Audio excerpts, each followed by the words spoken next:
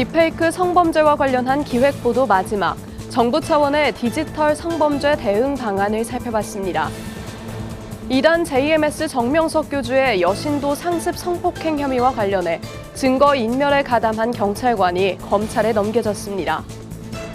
한세대학교가 대강당 재개관을 기념하며 지역사회 문화 나눔 사업으로 가을밤의 음악회를 개최했습니다. 호남 지역의 선교 중심지로 알려진 군산에서 선교 기념탑 준공식과 타임캡슐 매설 기념식이 열렸습니다. 목회데이터 연구소가 담임 목사를 대상으로 조사한 결과 80%가 넘는 목회자들이 교회 공간을 빌려줄 의향이 있는 것으로 나타났습니다.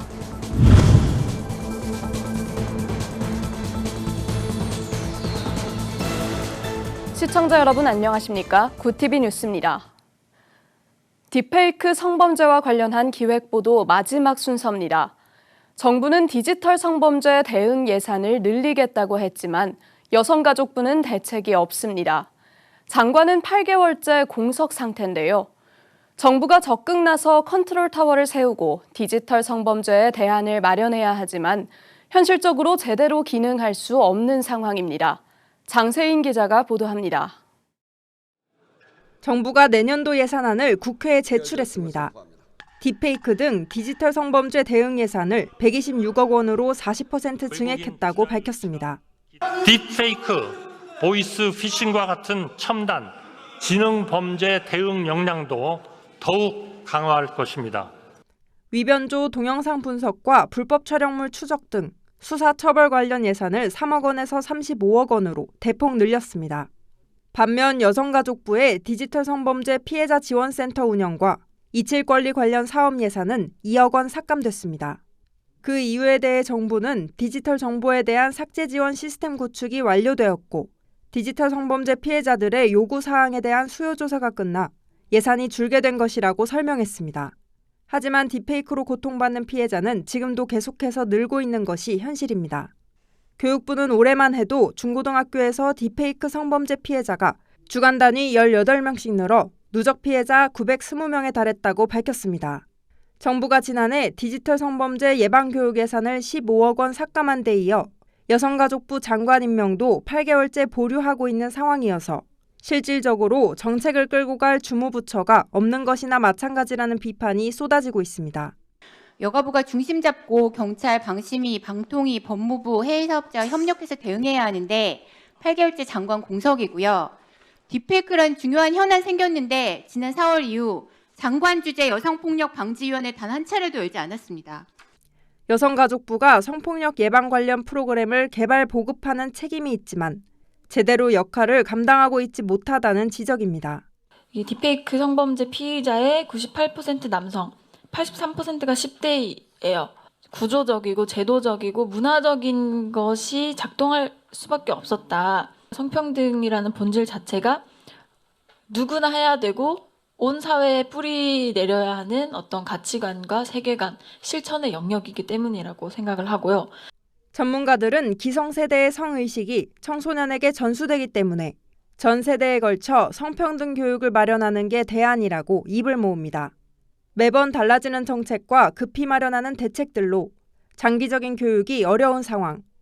갈수록 진화하는 디지털 성범죄 해결을 위해 다양한 해법이 요구되는 가운데 가장 중요한 건 문제의 원인을 인식하고 해결하려는 정부 차원의 실효성 있는 대책 마련입니다. 굿TV 뉴스 장세인입니다. 이단 JMS 정명석 교주의 여신도 상습 성폭행 혐의와 관련해 증거인멸에 가담한 경찰관이 검찰에 넘겨졌습니다.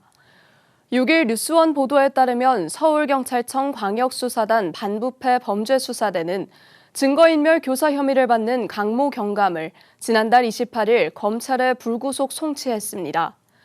서초경찰서 소속이었던 강 경감은 주수호라는 이름으로 활동하며 JMS 관계자와 휴대전화 포렌식 대비법 및 성폭력 피해자 진술의 신뢰성 훼손법 등을 논의한 혐의를 받습니다. 정 교주는 자신을 재림 예수 등으로 칭하며 여신도들을 성폭행 및 강제추행한 혐의로 1심에서 23년, 2심에선 6년 감형된 17년을 선고받았습니다. 올해 초 신임 총장이 취임한 뒤 새롭게 변화하고 있는 한세대학교가 이번에는 지역 주민들을 위한 음악회를 개최했습니다. 대강당 리모델링을 축하하며 지역 사회를 섬기고자 학생들과 교수들이 준비했는데요. 보도에 김혜인 기자입니다. 오케스트라가 연주하는 아름다운 선율 위로 오페라 삼손과 델릴라가 펼쳐집니다.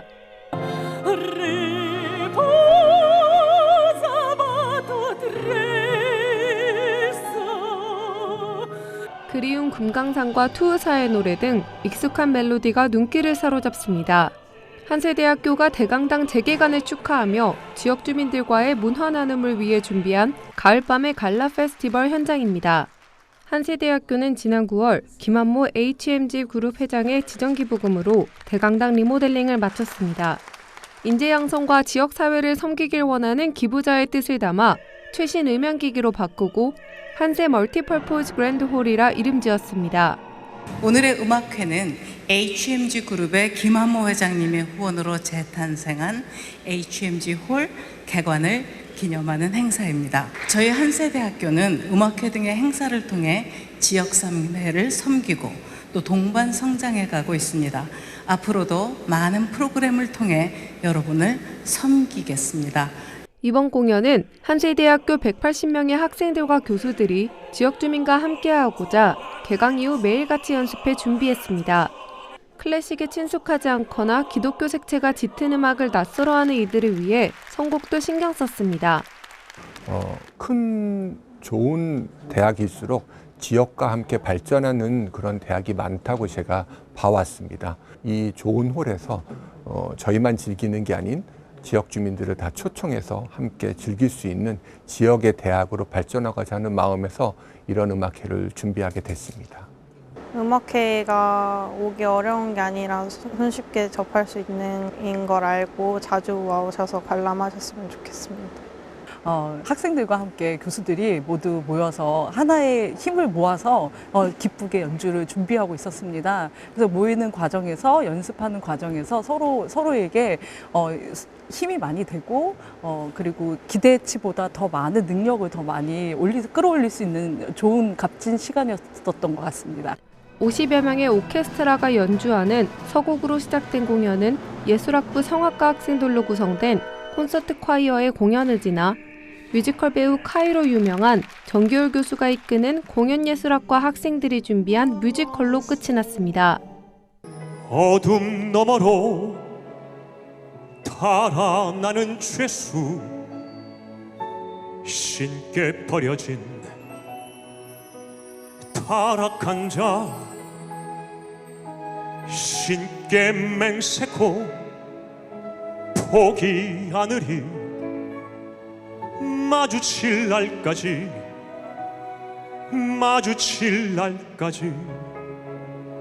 2시간 동안 진행된 음악회엔 여의도 순복음교회 이영훈 당회장, 하은호 군포시장을 포함해 1000여 명의 관객들이 함께했습니다. 한세대는 이번 공연을 시작으로 14일 윈드스트링 정기연주회, 21일 관현악 정기연주회를 계획하는 등 앞으로 다를 통해 지역사회를 섬기며 동반 성장하는 대학교가 되겠다고 밝혔습니다. 굿TV 뉴스 김혜인입니다. 굿TV 호남 전북본부에서 보내온 소식입니다.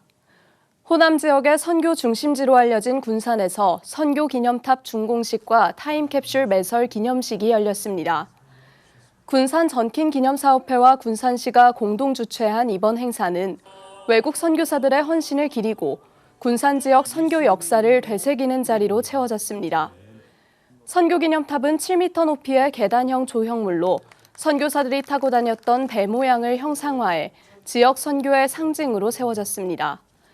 또 기념탑 중앙에는 군산시와 기독교 역사를 담은 타임캡슐이 매설됐으며 군산에서 선교 사역을 시작한 전킨 선교사의 정착 200주년이 되는 해인 2095년 4월 5일 개봉할 예정입니다.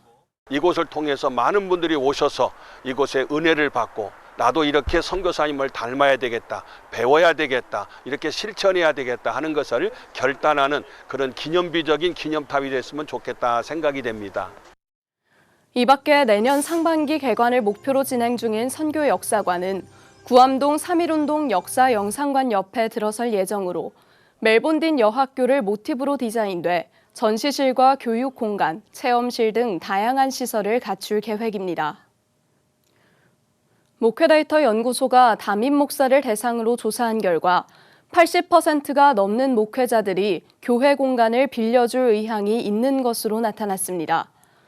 목대원은 지난 10월 21일부터 11월 3일까지 교회 공간 일부를 정기적으로 다른 소형교회의 예배나 모임 장소로 빌려줄 의향이 있는지에 대해 조사를 진행했습니다. 그 결과 응답한 담임 목사 421명 중 82%가 의향이 있다고 답했습니다.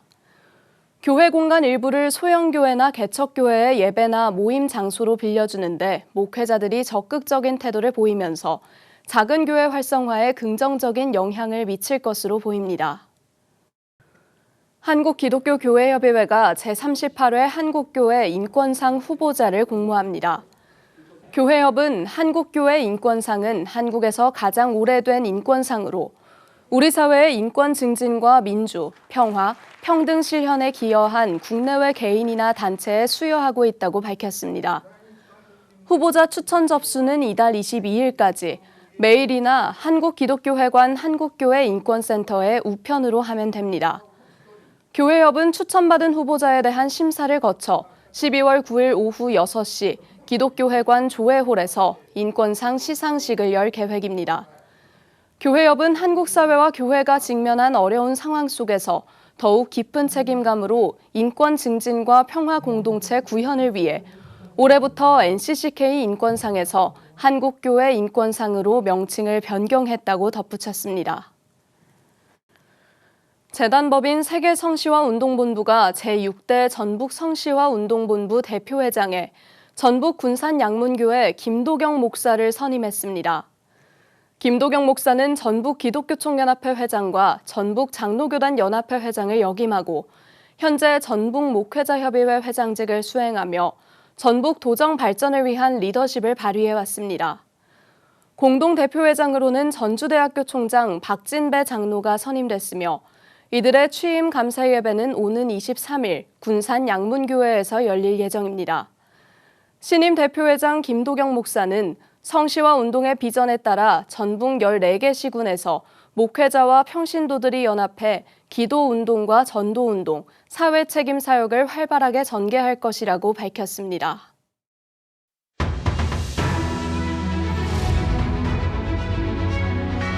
오늘의 이슈 포커스입니다.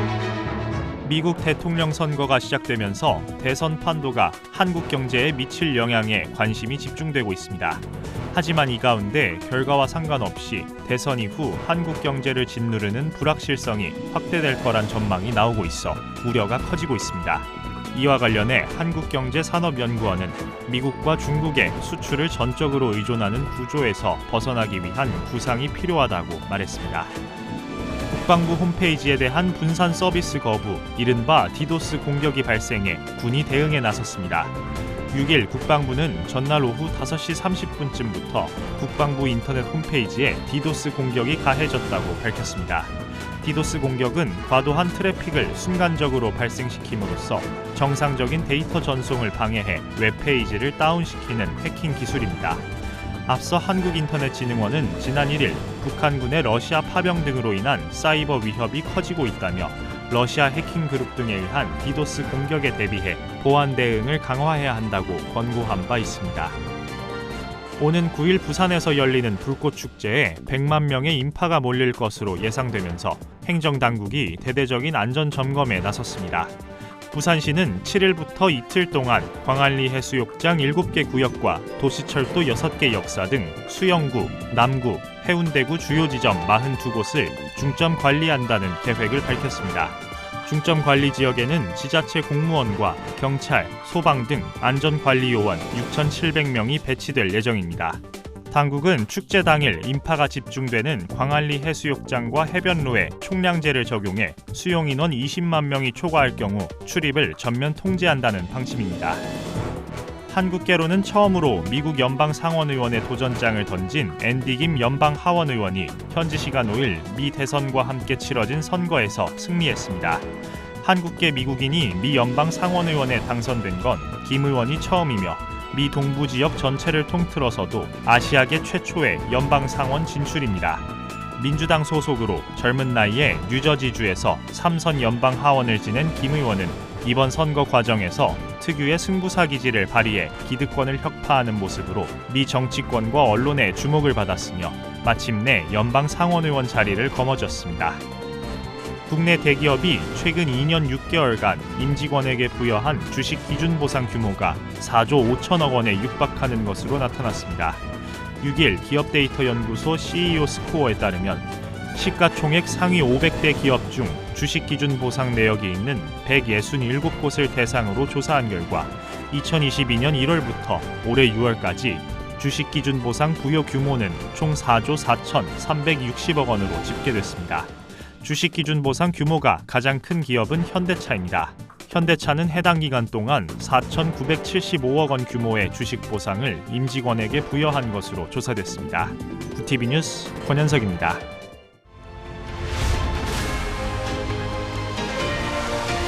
구TV 월드와이드입니다. 미국 대통령 선거 출구조사에서 정권 심판에 대한 여론이 절반을 넘어선 것으로 나타났습니다. CNN이 현지 시간 5일 오후 6시 공개한 출구조사에 따르면 조 바이든 대통령의 직무 수행에 대한 평가를 물은 결과 유권자들의 58%가 지지하지 않는다고 밝혔습니다. 유권자들이 가장 중요하게 생각하는 이슈는 민주주의가 35%로 1위를 차지했고 경제와 낙태, 이민, 또 외교 순으로 뒤를 이었습니다. 해리스 후보에 투표한 유권자들은 민주주의와 낙태 순으로 주요 이슈를 꼽은 반면 트럼프 후보에 투표한 유권자들은 경제와 이민을 꼽은 응답이 가장 많은 것으로 나타났습니다. 볼로디미르 젤렌스키 우크라이나 대통령이 러시아로 파병된 북한군과 자국군 간의 교전을 사실로 확인했습니다. 젤렌스키 대통령은 현지 시간 5일 영상 연설에서 우크라이나군이 러시아군에 배속된 북한군과 첫 전투를 벌였다면서 북한 병사들과의 첫 전투는 세계 불안정성에 새 장을 열었다고 말했습니다. 다만 전면적인 교전이 아닌 소규모 교전이라는 게 우크라이나 정부의 설명입니다. 루스템 우메로우 우크라이나 국방장관은 이날 KBS와의 인터뷰에서 러시아군에 배속됐거나 합류할 북한군은 최대 15,000명까지 증가할 것으로 예상한다고 밝혔습니다. 베냐민 네타냐후 이스라엘 총리가 요아빈 갈란트 국방장관을 전격 경질했습니다. 네타냐후 총리와 함께 집권당인 리쿠르당에 소속된 갈란트 장관은 지난해 10월 하마스가 이스라엘을 공격한 이후 가자지구 전쟁을 지휘해온 인물입니다. 네타냐후 총리는 전쟁 초반 몇 달간 국방장관 사이에 신뢰가 존재했고 업무에 성과도 거뒀지만 지난 몇 달간 신뢰에 금이 갔다고 말했습니다. 네타냐후 총리는 성명을 통해 갈란트 장관을 해임하고 이 자리에 카츠 외무장관을 임명한다고 밝혔습니다. 카츠 장관은 이스라엘 외무부와 재무부 또 정보부 장관을 지냈으며 안보 사안에 있어서 강경파로 분류됩니다. 구TV 뉴스 김태윤입니다.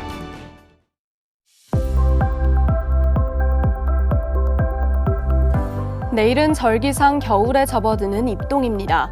이번 추위도 절정에 달하겠는데요. 서울의 아침 기온이 2도까지 뚝 떨어져 올가을 들어 가장 춥겠습니다. 한낮에도 찬바람이 불어서 쌀쌀하겠습니다. 이번 추위는 금요일 아침까지 이어지다가 낮부터 평년 기온을 회복하겠습니다. 이어서 전국 날씨입니다. 내일 한낮 최고 기온은 서울 14도, 강릉 16도가 예상됩니다. 남부지방의 경우 대구와 광주 17도, 부산은 19도를 보이겠습니다. 날씨였습니다. 이단 JMS 정명석 교주의 여신도 상습 성폭행 혐의와 관련해 증거인멸에 가담한 경찰관이 검찰에 넘겨졌습니다. 이단의 실체를 감추기 위해 수사기관까지 가담했다는 의혹이 불거지고 있는데요. 이 같은 심각한 상황을 반면교사 삼을 수 있도록 사법부가 어떤 판단을 내릴지 귀추가 주목됩니다. 이상으로 뉴스를 마칩니다. 함께해 주신 여러분 고맙습니다.